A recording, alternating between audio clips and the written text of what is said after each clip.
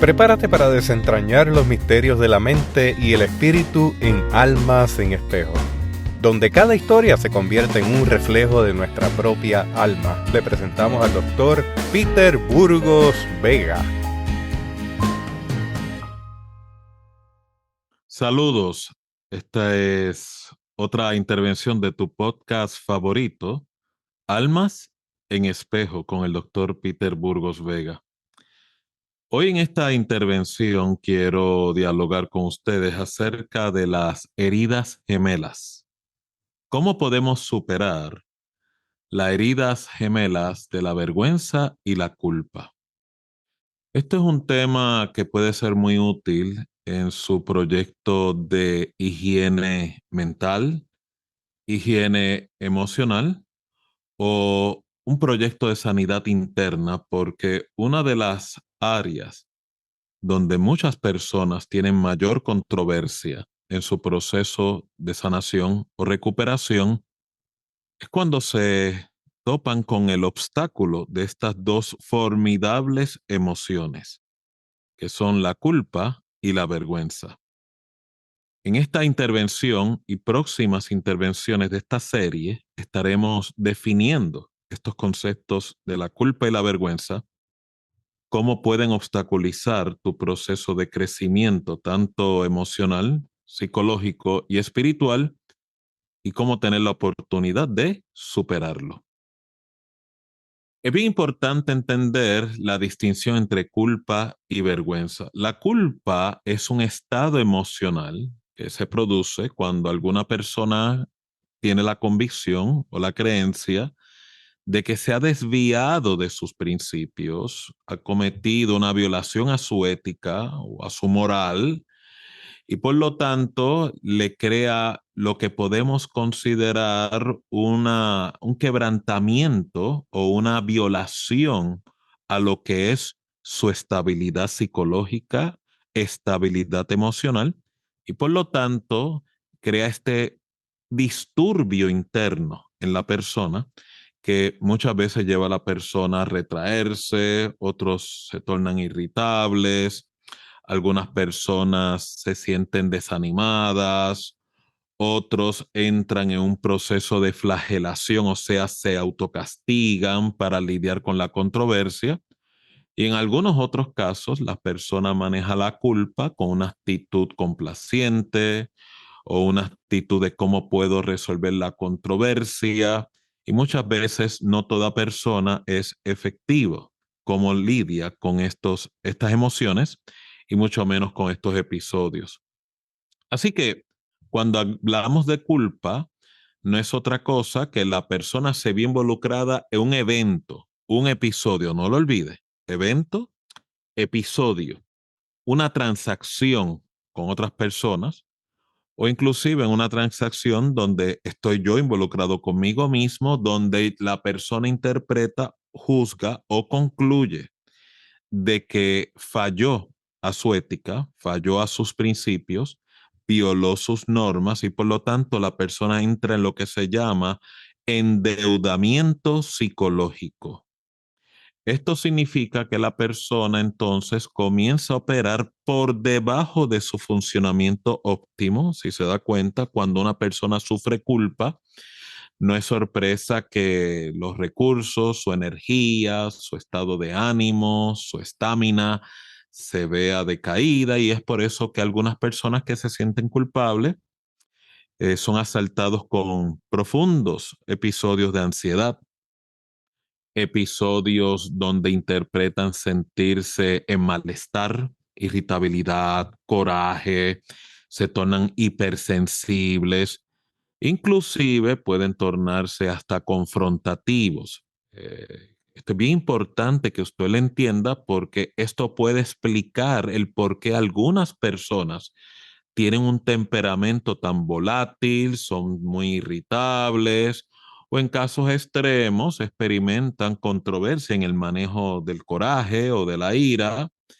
y no necesariamente está relacionado con un evento, una controversia con otras personas, sino la controversia y el conflicto que sufren con ellos mismos. Así que cuando estamos lidiando con estas heridas gemelas, y llamo gemelas porque irónicamente, siempre donde usted descubre culpa, la vergüenza también está residiendo en la misma transacción. La culpa o el sentimiento de culpa es el sentimiento inicial, la vergüenza o ese estado de desnudez psicológico es el sentimiento complementario o de seguimiento cuando la culpa no fue intervenida adecuadamente. Así que cuando una persona experimenta culpa, ya sabe, recuerde, es una transacción, un episodio donde la persona se encontró en una experiencia donde el manejo que le otorgó a la situación violó lo que es su ética, violó lo que es su moral, violó lo que es sus principios y entra la persona inmediatamente en lo que se llama un endeudamiento psicológico. Ahora bien, cuando la persona no tiene la oportunidad de enfrentar ese episodio y darle clausura, porque cuando una persona sufre culpa, por ejemplo, si yo lastimo a alguien con un comentario o con una reacción mía que puede ser hostil, puede ser insensible, y darme cuenta que, oye, mi reacción fue demasiado exagerada, fue demasiado violenta, no fue adecuada o le falté el respeto a una persona, mi conciencia me alerta de tal violación a través de lo que es ese sentimiento de culpa, es ese aviso a mi psiquis de que estoy en violación a lo que es mi norma. Y por lo tanto, si yo no procedo a corregir esa transacción, sea corrigiendo la misma, o sea, pido disculpa o entro en una posición donde trato de clarificar esa transacción, mira, no, eso, discúlpame, esto no fue lo que yo te quise decir, o pido perdón porque mi reacción no está acorde con lo que realmente quería expresar, por lo tanto, me disculpo, te pido perdón, o inclusive, ¿verdad? Me abstengo de no, ¿verdad? No seguir perpetuando este tipo de intervención y la corrijo con una, ¿verdad? Una intervención en la cual asuma responsabilidad, pues eso permite que se cierre esa deuda que la persona está sufriendo en ese momento. Si yo ignoro y no me doy la oportunidad de proceder a darle un cierre psicológico a la culpa que estoy experimentando, pues no es sorpresa que la persona entre en estos estados de alteración emocional. O sea, en otras palabras, la persona entra en lo que se llama remordimiento, la persona entra en pesar, la persona entra en tristeza, la persona entra en coraje o otra manifestación que puede llevar la culpa es que la persona entre en un estado de negación o una actitud orgullosa o de soberbia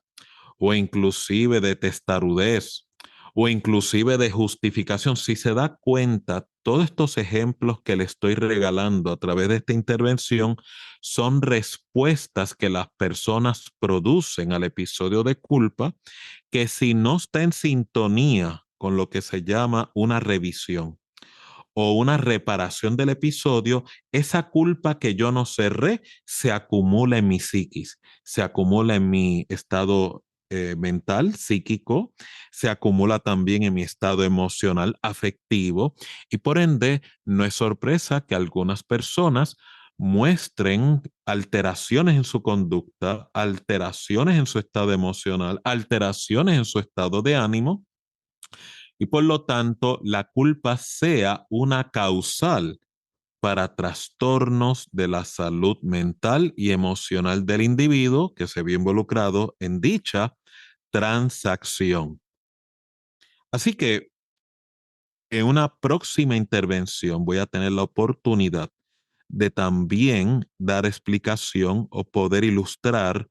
cómo algunas personas son atormentadas a través del episodio de culpa